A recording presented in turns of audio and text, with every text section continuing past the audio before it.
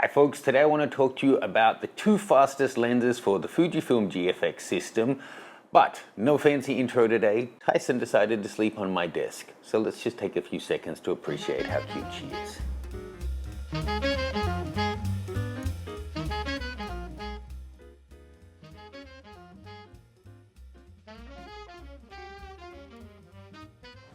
Okay, so first off the bat is the 110mm f2 lens. Spoiler alert, I absolutely love this lens. This guy was actually released way back when the system was first released in 2017. It's got 9 rounded aperture blades, 14 elements in 9 groups, including 4 extra low dispersion elements, a 77mm front filter thread, it weighs just over a kilo, and it's selling for $2,800 still today in 2023. Now, it's worth noting that because the GFX cameras have a 0.79 crop factor, this becomes the equivalent of an 87mm f1.6 in some ways. So we'll talk about that a little bit later. The new guy, much smaller, the 80mm was released 4 years later than the 110. With an updated design, it's smaller, lighter, cheaper, and faster as well. This guy is an equivalent 64mm f1.34. It's got 12 elements in 9 groups, including an aspherical element and 2 super ED lenses. It's got the same 77mm front filter thread, same 9 rounded aperture blades, it's 20% lighter at just under 800 grams, and this is $2,300. Now, I appreciate, for an equivalent, let's call it a 65-1.4, $2,500 is a whole lot of money, and $2,800 for like an 85-1.6 is a whole lot of money. But wait until you see what these lenses can do, and keep in mind that things like 85mm f1.2s that don't need to cover nearly the same amount of sensor space cost pretty much the same. Now, if you take a look at Tyson's eyes there, they're down at about f11 at the moment due to the bright continuous light that we're filming in. Aperture's a funny thing. Back in the day when it dictated the brightness of your viewfinder, literally, it really was a big deal. And even winding back like 10 years when shooting at ISO 400 could really degrade your image, having an extra half or full stop of aperture could make the difference between having a nice and clean file or quite a noisy file. Neither of those are really the case anymore. So the main thing you're looking for is what it can do for your depth of field. And this is where it starts to get a little bit interesting. I said it's interesting, Tyson. You look like you couldn't care less. Anyway, there's two different ways of thinking about this aperture and depth of field and what you need to do in terms of equivalence. Let's head out in the field, shoot some portraits, and I'll demonstrate it for you there.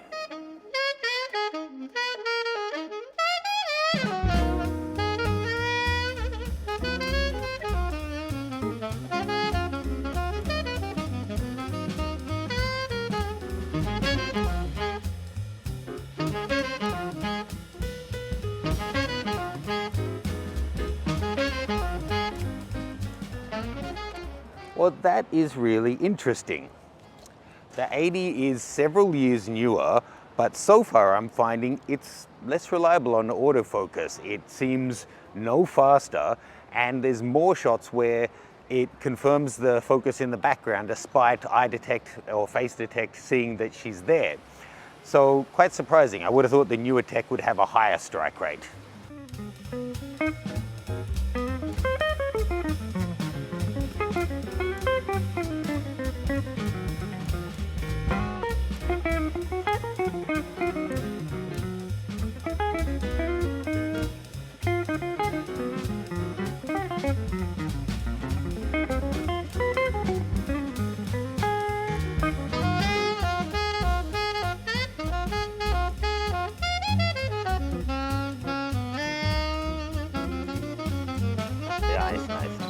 The 80 and the 110 are both current edition lenses. You can check them out at B&H Photo, and if you use Paybu, B&H's store card, you get instantly credited back the amount of sales tax on your order, in this case several $100s.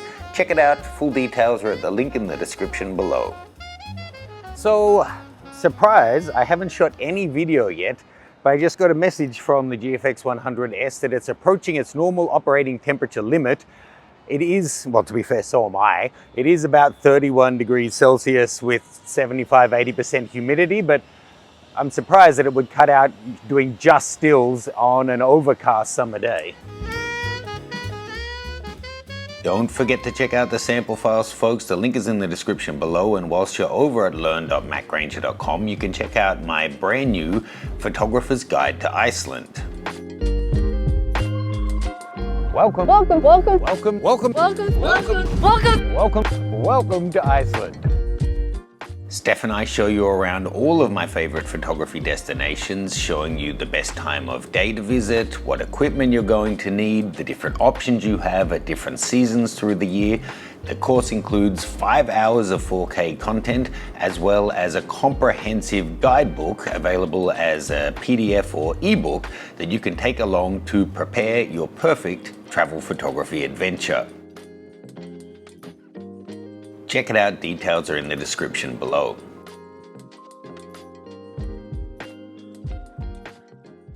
So no, these aren't going to give you a depth of field like a Noctilux or something like that, but something I love about them, there is still a 3D pop that you can separate your subject out even when they're standing, full body portraits or even further away. The 110 at f2 and the 80 at 1.7 are able to just separate them out, and the background falls away in a really pleasant, natural way. I don't know how to explain it. I'm not going to say it looks analog or more film-like. It's just not completely obliterating the background, but you still have a really nice emphasis put on your subject.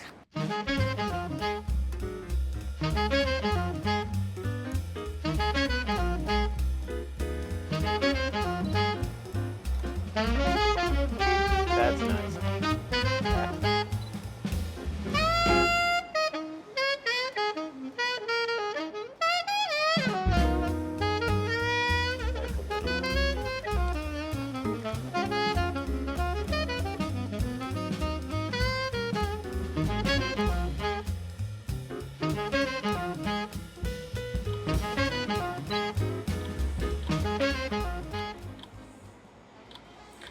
Ooh, nice to finally get a breeze. So I'm still finding that the 80 misses focus or struggles with focus more than the 110. Through the viewfinder, I'll confirm this once we get back to the office though, it seems noticeably sharper, but not in the way that I really want. I felt like the 110 isn't clinically sharp, but it's plenty sharp, but just it's more about the transition between the in and out of focus zones that are great. This seems crazy sharp, which is something we expect from like our 50 and 85mm primes for DSLR, but I don't know if it's actually what I want in a medium format lens. Each to their own. In terms of handling of these guys, I don't think you're going to find really a big difference between the two, unless you're using the 50R. With the minimal grip that one has, the extra length and weight, and being a little front heavy, the 110 is a bit more unwieldy on that, and this guy is going to balance better. But on all of the other bodies that have a big nice grip on them, to be honest, they're both big, heavy, chunky lenses that are going to need a little bit of, endurance to do a full day of shooting, but I don't think you'll notice a huge difference between the two. Which one would you choose? Not sure? Fair enough. It is a hard choice. When you're thinking about which one would work for you, whilst the whole equivalence thing can be a little bit confusing, I really would encourage you to think about what do you shoot with most in 35mm. Is something like a 65-ish mil or an 85-ish mil going to do it for you? And then think about, okay, well, this is a 110, but really it's an 85. So that may change the way that you shoot with it. I do use 85 mils differently than I do 105 mils. Great way to judge which is going to work best for you. Head to your Lightroom catalog, go through your previous shots and see on something like a 70-200 where you tend to shoot, and then look at the favorite portrait shots you've taken and see which kind of focal length you used for those.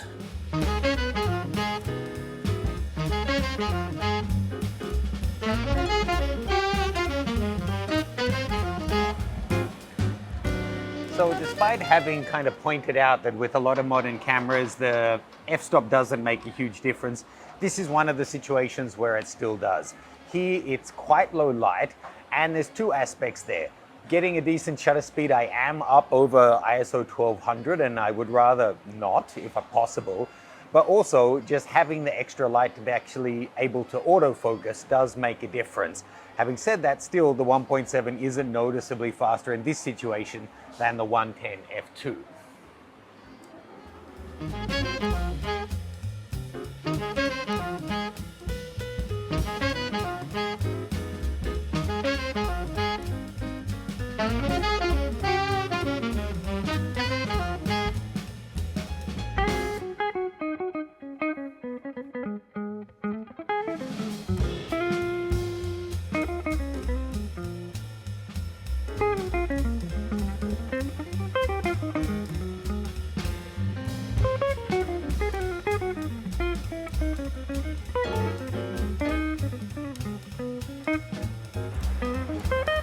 Nice.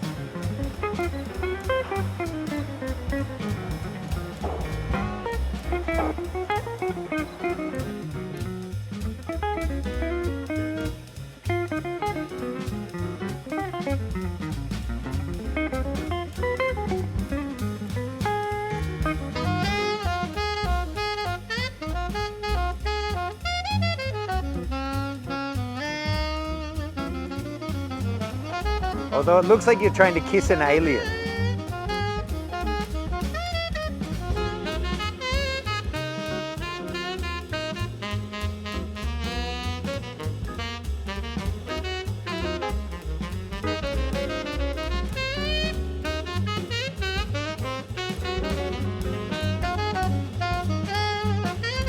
So I found that sometimes with Fuji's, not just the GFX, but the X as well, sometimes it'll detect a face in the background and there isn't one there, but it detects one.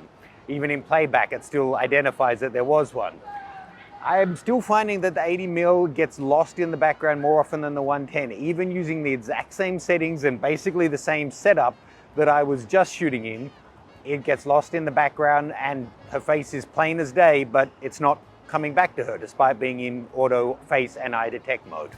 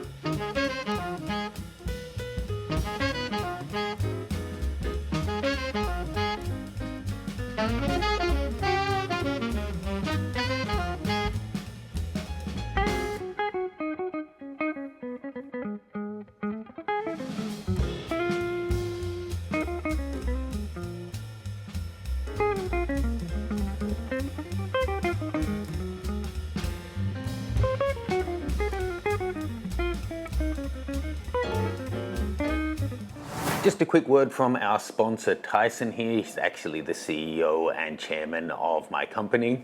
If you're in the Fuji GFX system, check out my brand new GFX setup guide. It takes you through the new 100S as well as every other body in the system, showing you what every single physical controller on the camera does. It also shows you an initial customization, so all of the different settings that you'll want to consider setting up as soon as you get it out of the box, as well as a cheat sheet for that you can print off and take in the field. And then we go through a menu deep dive that shows you every single item in the menu, explaining what it does and when it might be useful for your style of shooting. Get the most out of your highly customizable GFX camera. Link for that is in the description below. Thank you for sponsoring this segment, Tyson. It's a good girl. You're earning those treats.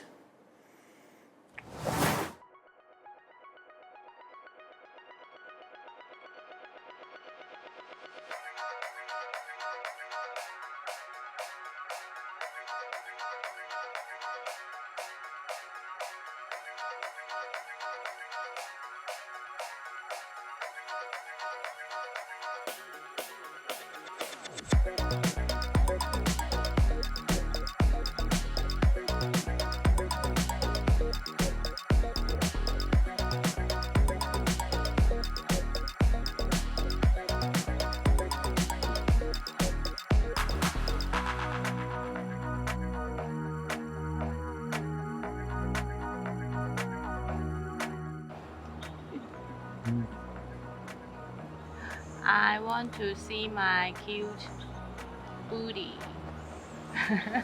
Yes. You approve? Okay.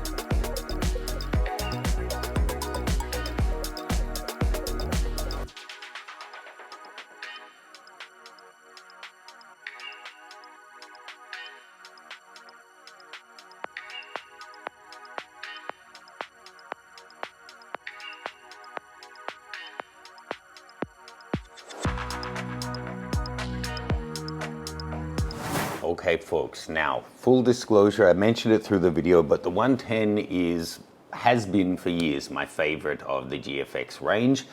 In fact, I would say it's one of my top 3 or 4 portrait lenses in any system.